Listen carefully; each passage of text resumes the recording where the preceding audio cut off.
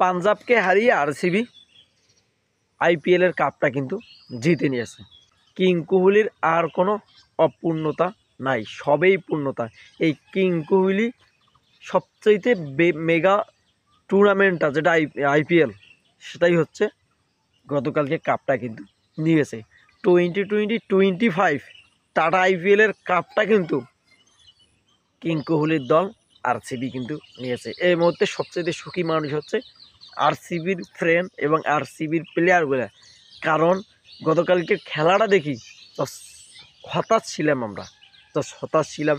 Iyer, Jos English এবং স্টোনিশ যদি আরেকটু রানটা করতো, বিশেষ করে আইয়ারের রানগুলো খুব গুরুত্বপূর্ণ ছিল।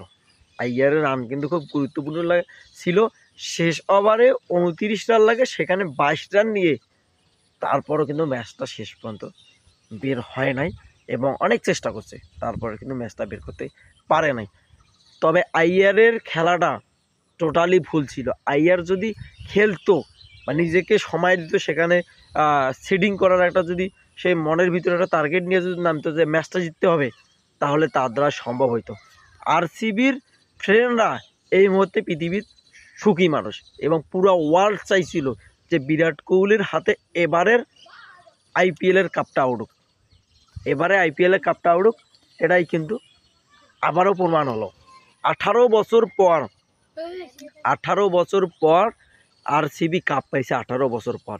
এবং এই আরসিবি 9, 12, 15, 22 সম্ভবত এই কয়টা ম্যাচ ফাইনালে কিন্তু হেরেছে এই সালগুলোতে।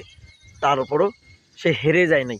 এই 9 বছর আগে আনুশকা কিং কোহলিকে বিয়ে করেছিল, ঠিক 9 বছর পর কাপ কিন্তু পেল আইপিএলের। আরসিবি প্রথমে ব্যাটিং করি, রান টার্গেট দেয় 100, কিন্তু 91। এই যে মেগা টুর্নামেন্টে ফাইনাল ম্যাচে এটাই কিন্তু আপনি মনে করবেন অনেক বড় রান, কারণ 190 রান, 191 রান টার্গেট, চারটিখানি বিষয় না।